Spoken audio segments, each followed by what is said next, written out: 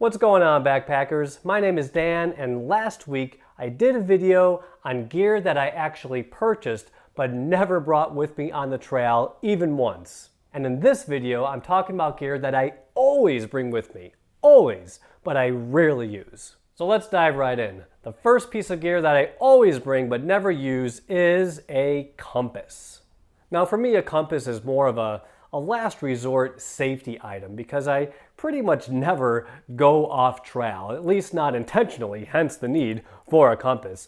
And I also have a couple of GPS apps on my phone, so I never really use a compass for any actual navigation. But I still like bringing it just in case if I ever truly get totally lost and my cell phone battery dies, at least I have something to point me in the right direction. And yes, I know you do need to set declination on a compass in order for it to point to true north, but at least I know how to do that. But otherwise, I have never actually needed this thing, which is probably good because again, this is a last resort safety item, so if I do need to use the compass, then I'm in trouble. My second piece of gear that I always bring but rarely use is a whistle. Now you'll notice that this particular whistle does have a compass, and it also has a whistle, both of which I do not trust to be even remotely accurate, which is why, again, I bring an actual compass with me.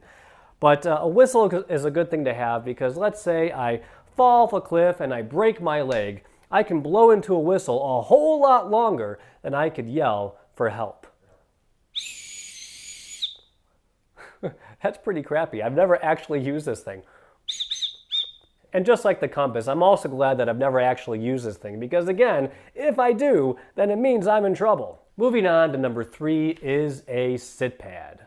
Now I rarely use a sit pad for actual sitting because I always bring a camp chair with me, which is 1,000 times more comfortable than the sit pad. But I do still use the sit pad for some things around camp. So for example, I'll toss it on the ground if I need to put a tent stake into the ground so I'm not kneeling on a rock or a tree branch.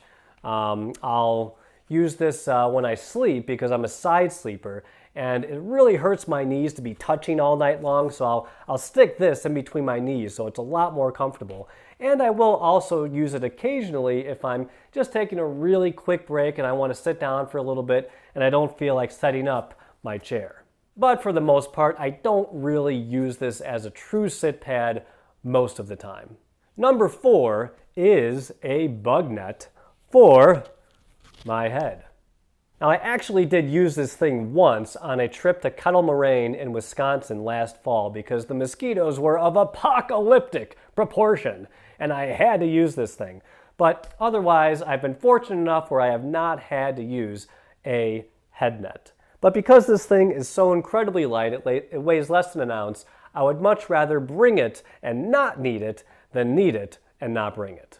And obviously, I do not bring this thing with me during winter when there are no bugs, but if there are a chance of bugs, I will bring this. And my last piece of gear that I always bring but rarely use is a multi-tool.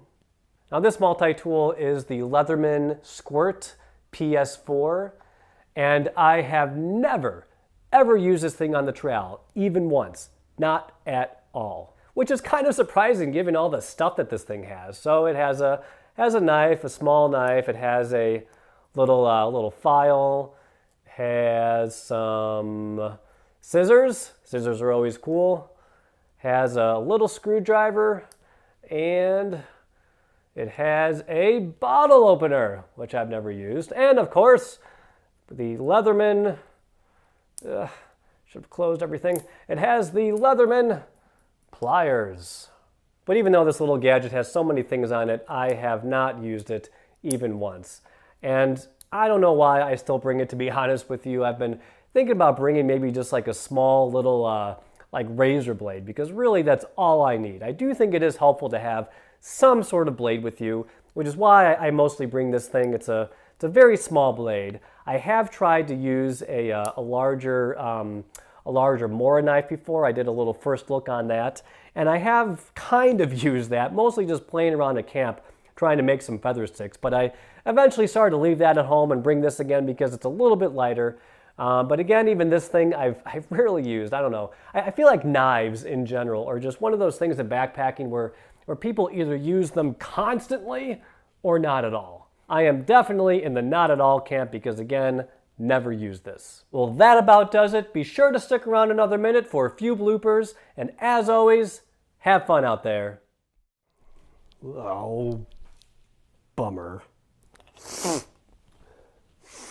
My name is Dan, and last week I talked about something, and that is my compass. This is not a compass, this is a whistle. Well, this is a compass, but the whole thing is a whistle. I do not trust even remotely to be remotely accurate. And if you've, I can do that better. I can do all of that so much better.